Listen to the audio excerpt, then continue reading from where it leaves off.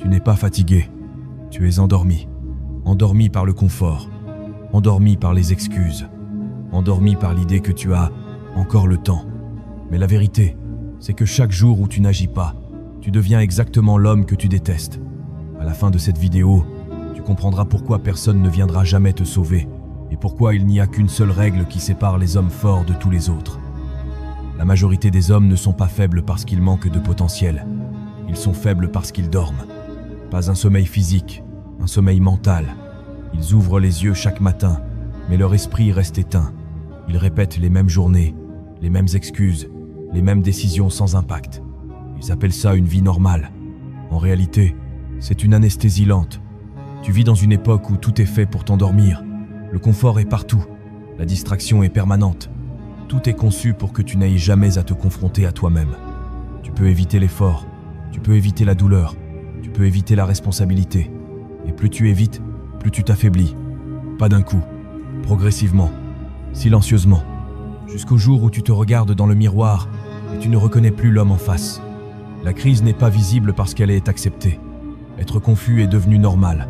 Être fatigué sans raison est devenu normal. Ne pas savoir où tu vas est devenu normal. Vivre en dessous de ce que tu pourrais être est devenu normal. Et quand quelque chose devient normal, tu arrêtes de le remettre en question. Tu t'adaptes, tu t'installes, tu t'éteins.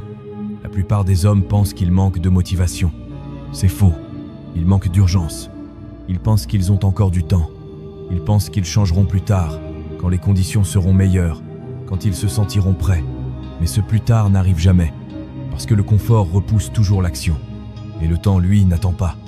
Il y a une vérité brutale que peu acceptent. Si ta vie n'avance pas, ce n'est pas parce que le monde est contre toi. C'est parce que tu t'es installé dans une version facile de toi-même. Une version qui choisit le soulagement immédiat plutôt que la construction. Une version qui fuit l'inconfort et appelle ça de la prudence. Une version qui sait exactement ce qu'elle devrait faire et qui ne le fait pas. Cette crise est cachée parce qu'elle ne fait pas de bruit. Il n'y a pas d'explosion, pas d'effondrement spectaculaire, juste une lente érosion. Jour après jour, tu repousses, tu reportes, tu négocies avec toi-même. Et chaque négociation te coûte un peu plus de respect pour toi-même, jusqu'à ce que tu n'en aies presque plus. Le pire, ce n'est pas d'échouer.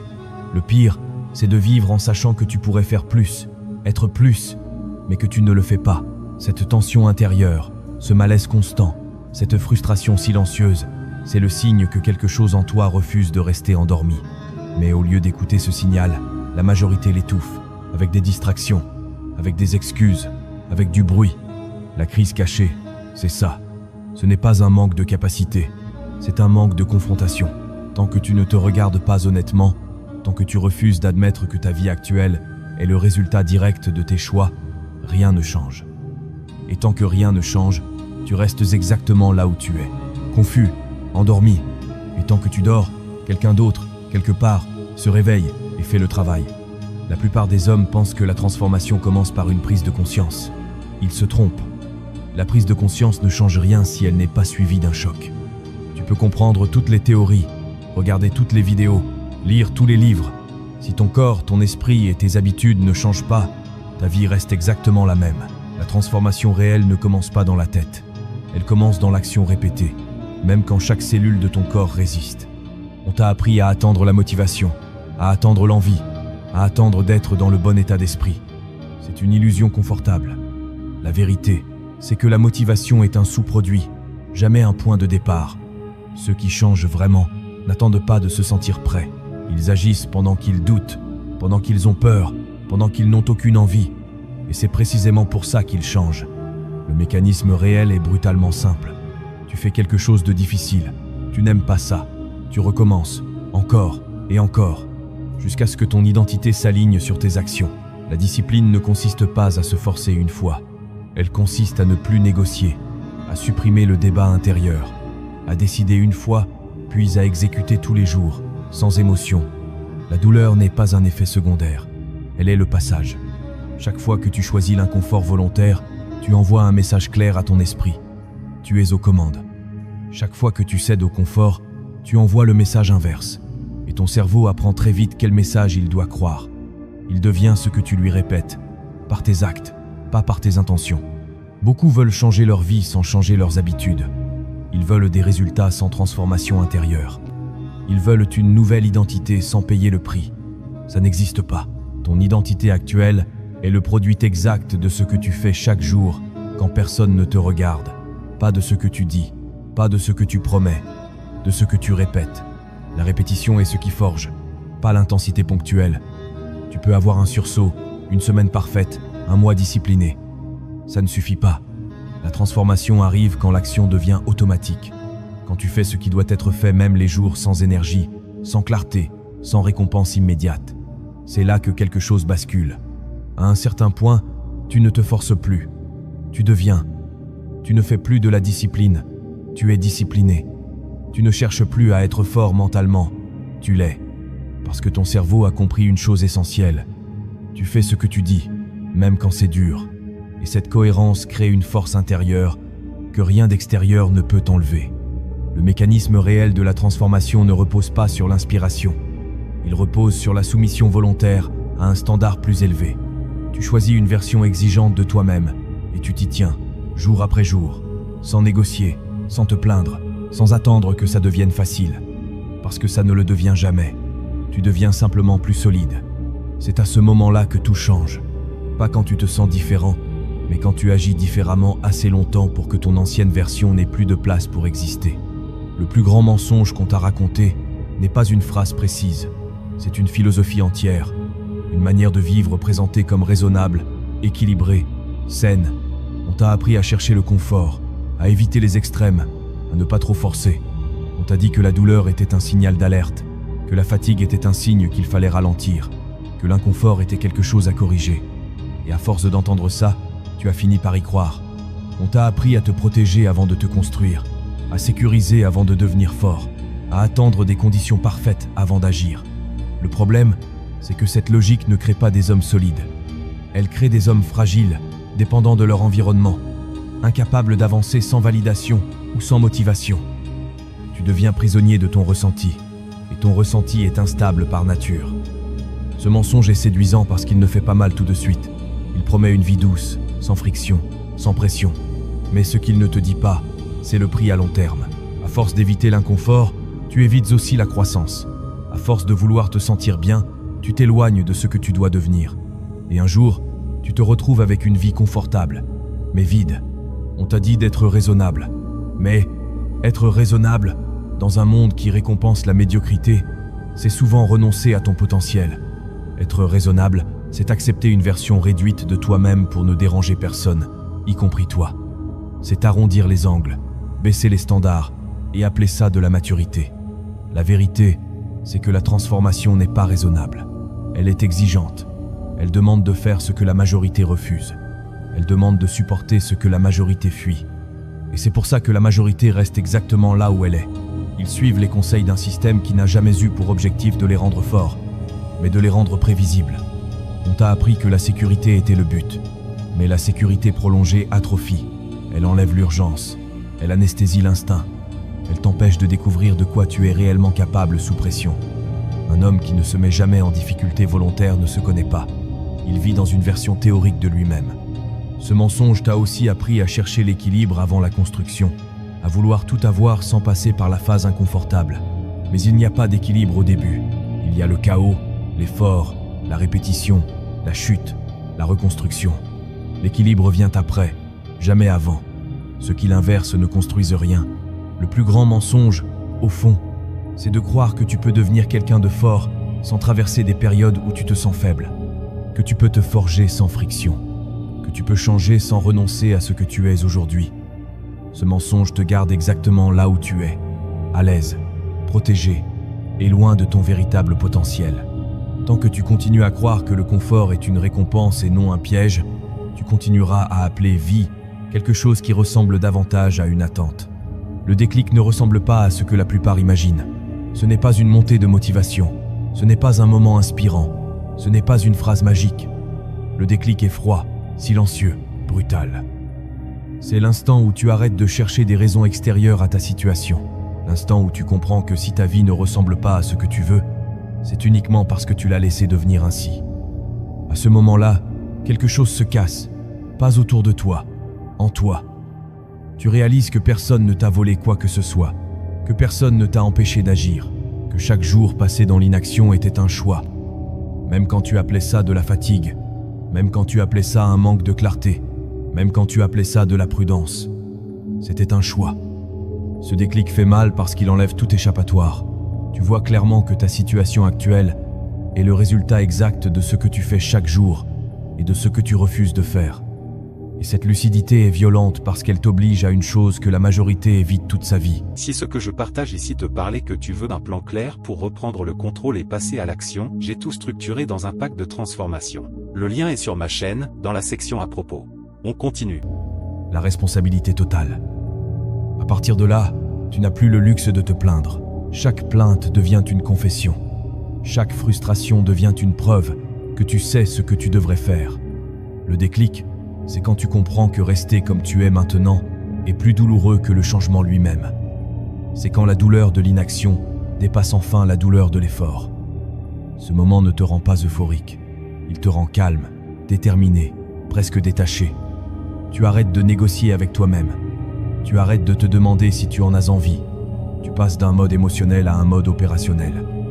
Ce qui doit être fait sera fait. Point. Le déclic brutal, c'est la fin de l'attente.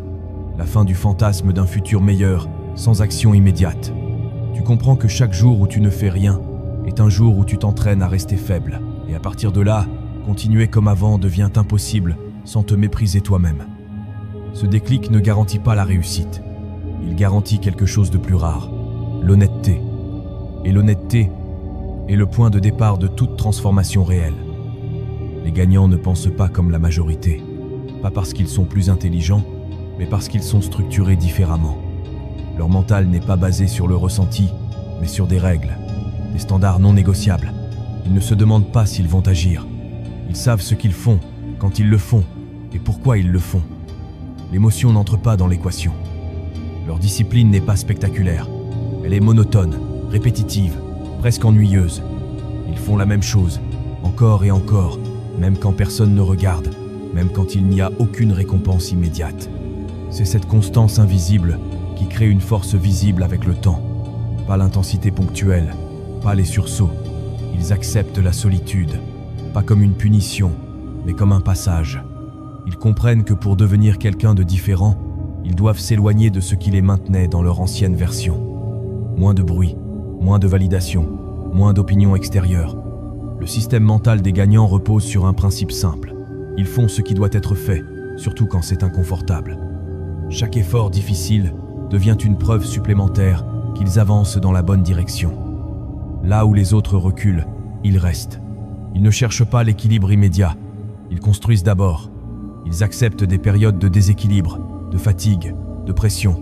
Ils savent que l'équilibre est une conséquence, pas une condition.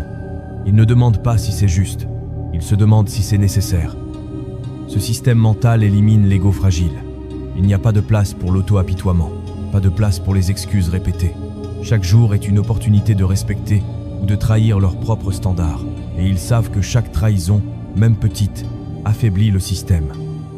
Avec le temps, ce mental crée quelque chose de rare, une stabilité intérieure. Peu importe le chaos extérieur, peu importe les circonstances, ils avancent, pas vite, pas lentement, régulièrement. Et cette régularité, maintenue assez longtemps, les place inévitablement là où la majorité n'arrivera jamais. Les erreurs qui détruisent la majorité des hommes ne sont pas spectaculaires. Elles ne ressemblent pas à des échecs violents ou à des décisions catastrophiques. Elles sont discrètes, répétées, presque invisibles. Ce sont des choix quotidiens qui semblent anodins sur le moment, mais qui, accumulés, construisent une vie faible, confuse et fragmentée.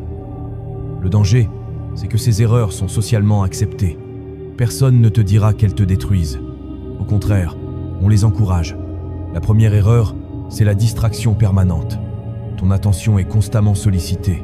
Ton esprit n'a jamais le silence nécessaire pour se concentrer, réfléchir ou affronter ce qui l'évite. Chaque minute passée à consommer du bruit est une minute volée à la construction. Et plus tu t'habitues à être distrait, plus l'effort profond devient douloureux. Tu confonds alors cette douleur avec un manque de capacité, alors que ce n'est qu'un manque d'entraînement. La seconde erreur, c'est l'addiction au confort. Tu choisis ce qui soulage plutôt que ce qui construit. Tu évites la fatigue, la difficulté, la contrainte, et à force d'éviter, ton seuil de tolérance à l'inconfort chute. Ce qui était autrefois supportable devient insurmontable. Tu deviens dépendant de conditions idéales pour agir. Et les conditions idéales n'existent jamais. Il y a aussi l'ego. Cet ego fragile qui refuse d'être débutant, qui refuse l'humiliation temporaire, qui préfère ne rien tenter plutôt que de mal faire.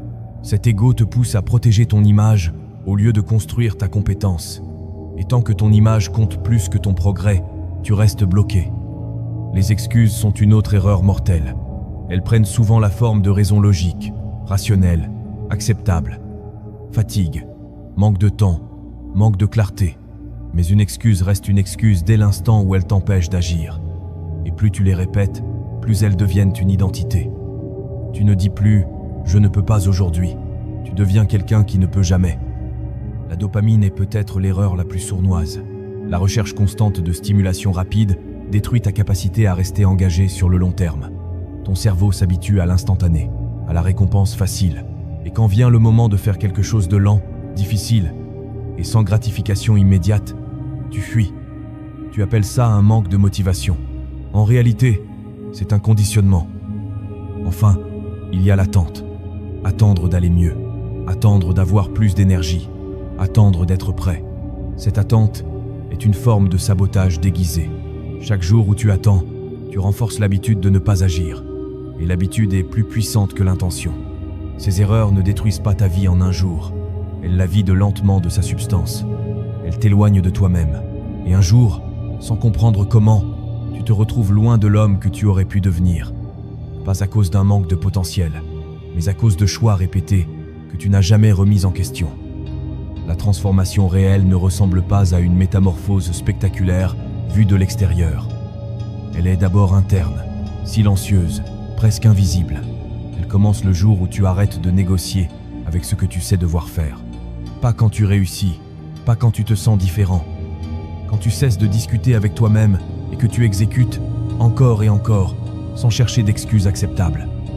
À ce stade, tu ne cherches plus à te motiver. Tu t'organises, tu simplifies, tu élimines ce qui te détourne. Tu construis des journées où l'action devient la norme et l'inaction l'exception. Tu comprends que la discipline n'est pas une punition, mais un cadre. Et ce cadre te libère.